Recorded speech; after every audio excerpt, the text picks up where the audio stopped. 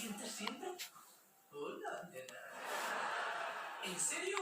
¿Ya la has olvidado? Ojalá yo pudiera recuperarme tan rápido después de un rechazo. Tío, yo jamás te ha rechazado. Pollito. Y cuando te besó, eso se llama ¿qué?